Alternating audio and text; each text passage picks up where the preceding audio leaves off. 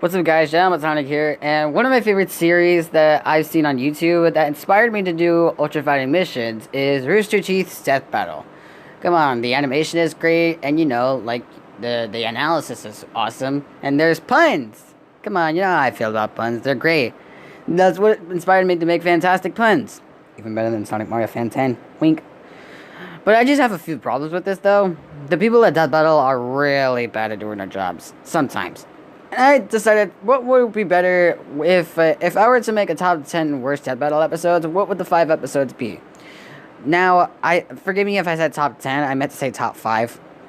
Now, this is what I'm here today. I was originally going to do a top 5 best Death Battle episodes, but I'm going to wait for that later, as I see it'd be more interesting to do a top 5 worst Death Battle episodes, in my opinion. But if you want to see a top 10 best Death Battle episodes, then feel free to leave your thoughts down in the comments below if you want to see it or not, because I'd be happy to share my thoughts on what my favorite episodes are. But now, let's just get to the worst Death Battle episodes in my opinion.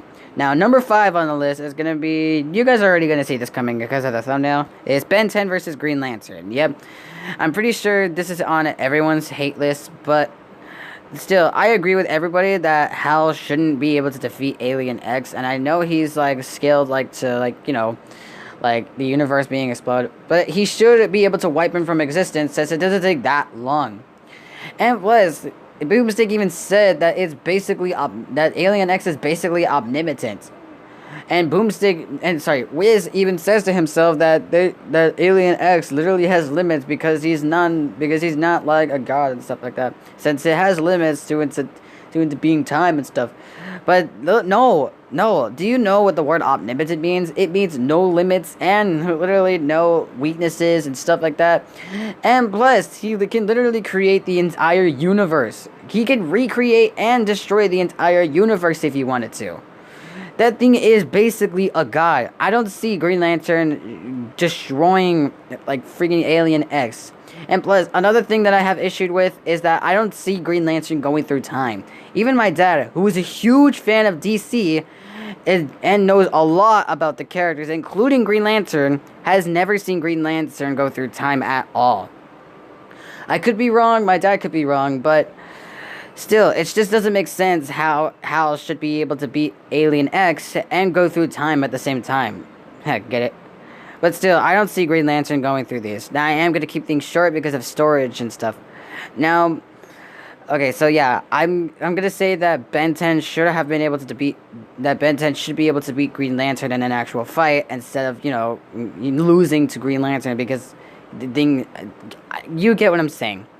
So, number 4 on Worst Death Battle is Scrooge McDuck versus Shovel Knight. Yes. Okay, so I'm just going to straight up say that Shovel Knight should have won this. Because Scrooge McDuck, I see, does not have any examples to show how Shovel Knight loses to Scrooge McDuck. I'd say that maybe because of his younger days that battle actually counted, because of the steamboat, because probably that Scrooge was actually in his 30s during the steamboat wrecking. And plus, Breeze actually says that the weakness was his age, but they used it as a positive because of the steamboat thing.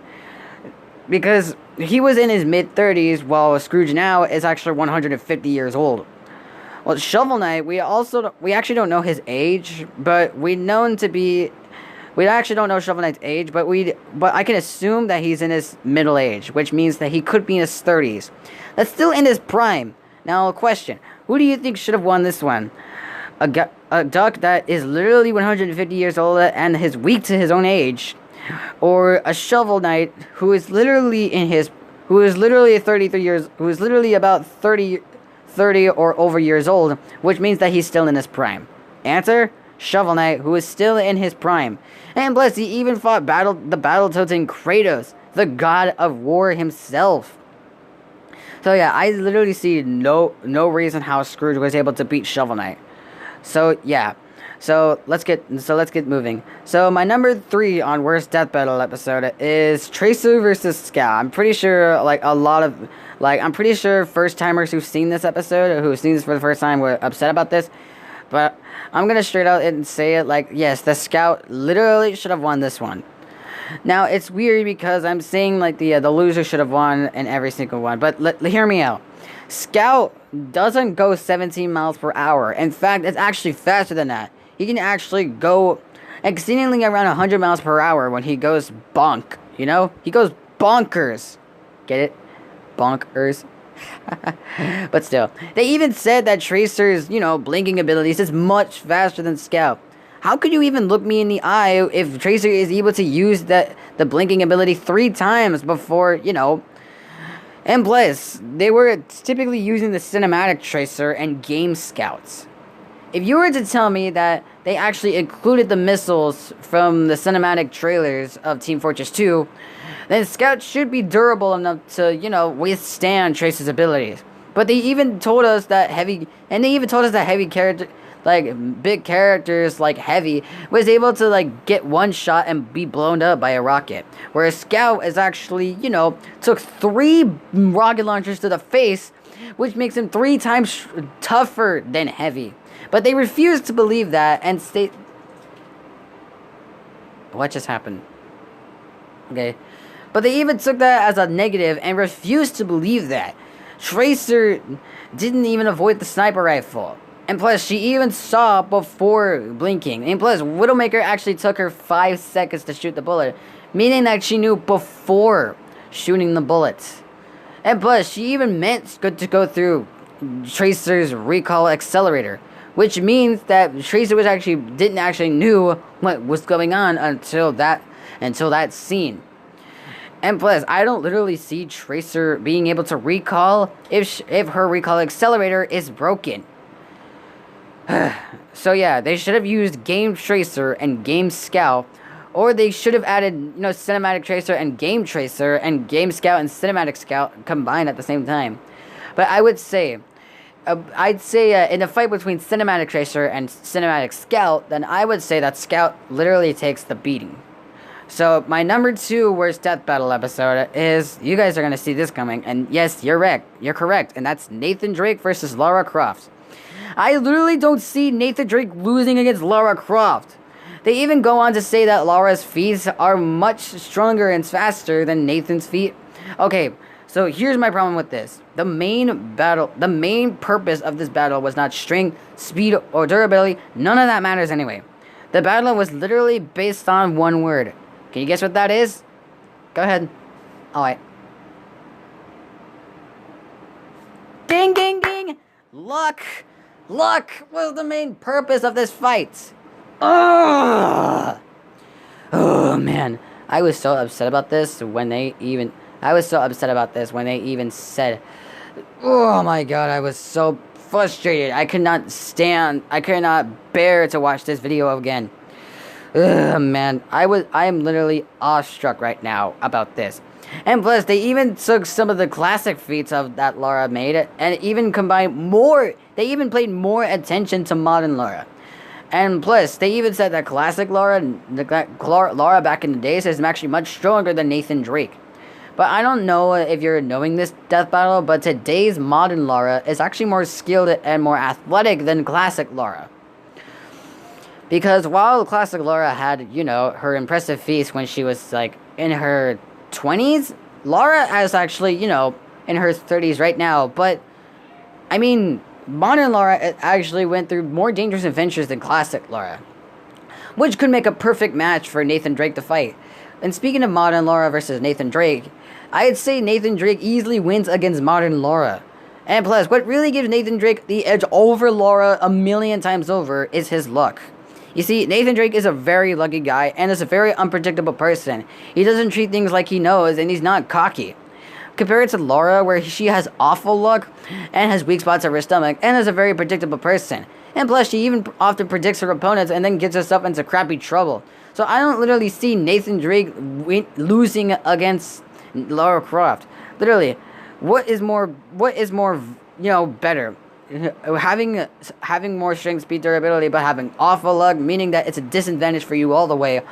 Or, be a plain old human being but have the amazing luck in the world, which gives you a high advantage over every person in the world. Ding, ding, ding. You would be a very lucky person even though you're a nobody. So yeah, I literally see Nathan Drake duking against Lara Croft. I'd say that Nathan Drake easily dukes Lara Croft.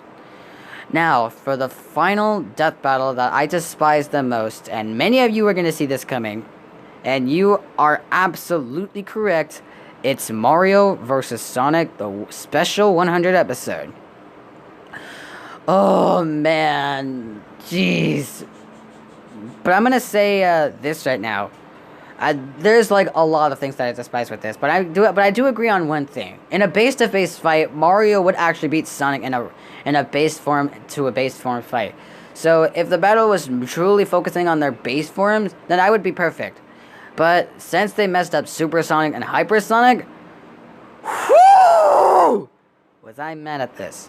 Alright, so first of all, they said Super Sonic isn't faster than light because of his description on a Smash trophy.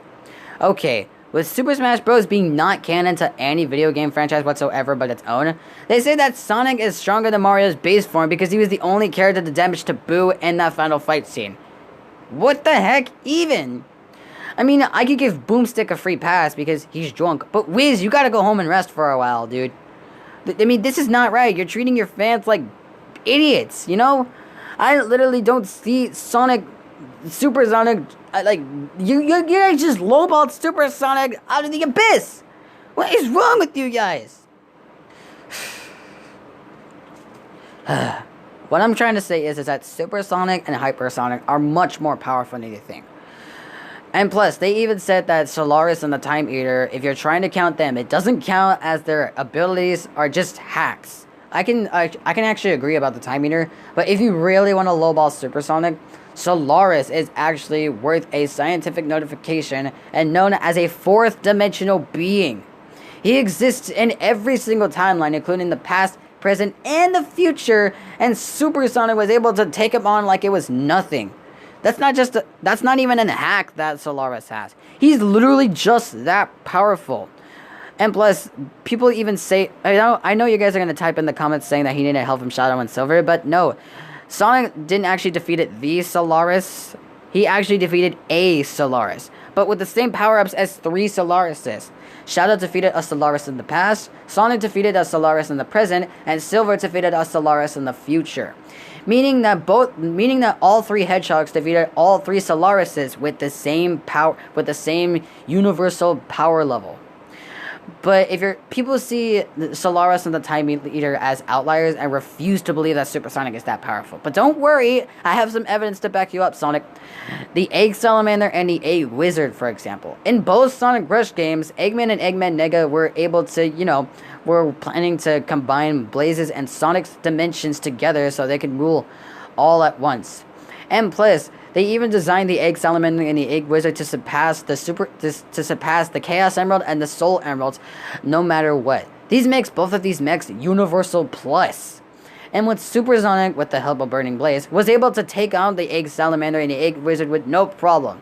And I can already hear the typing in the comments saying that if I'm gonna say, then I'm gonna talk about Dark Gaia. He needed a planet level being to help with him.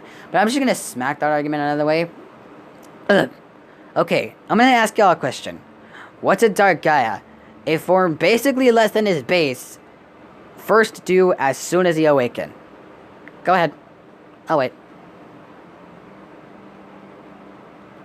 Oh yeah! He turned off the Chaos Emerald! That's right! Ugh. Sonic needing help from a planet level being to take down Dark Gaia doesn't even matter, as Dark Gaia has shown the ability to weaken the Chaos Emeralds. Do you really think that being around that anti-meta of negative energy had no effect on Super Sonic whatsoever? Second of all, there have only been 2 characters in the entire series that have ever been able to damage Super Sonic.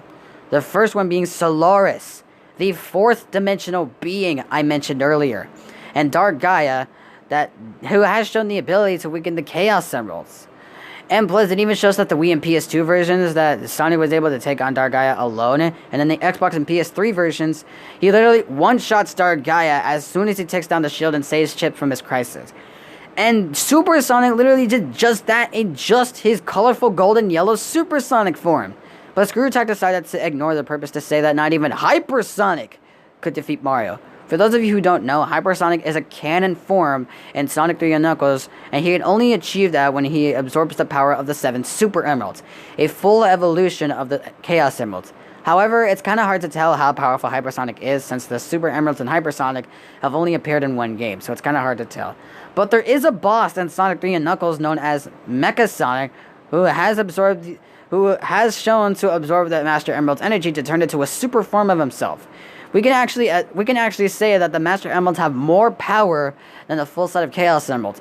Meaning that Sonic in his base form should go to Supersonic with using a single Super Emerald, which means that Hypersonic is 7 times stronger than Supersonic. Meaning that if he were to fight Solaris, the Time Eaters, Dark Gaia, the Egg Salamander, and the Egg Wizard, he would have high 4th dimensional powers, which means that if you were counting Supersonic and Hypersonic Death Battle, Sonic should have just destroyed Mario as soon as he turned into Super and Hypersonic and taken out the sorry excuse for a plumber. Now, I hope you like my reasonings for these guys, and I hope you guys enjoy it. So, like I said, I love Death Battle, but there's just problems with I have with these whatsoever, and I'm so mad at these. And I hope you like my reasonings, and I hope I trade a good point with you guys, and I hope my answers do actually confiscate you. I'm not saying that you have to agree. I'm just saying, like, what do you think on my thoughts for these Death Battle episodes? Let me know in the comments below, and don't forget to subscribe and ring the bell button. Please like the video if you liked it, but if you don't like it, that's good. Subscribe for more videos and turn on the notifications if you want to see the top 5 best Death Battle episodes, in my opinion. So, thanks for watching. Peace out. And yes, Sonic should have won. What a nerdy plot. Oh, I'm so mad.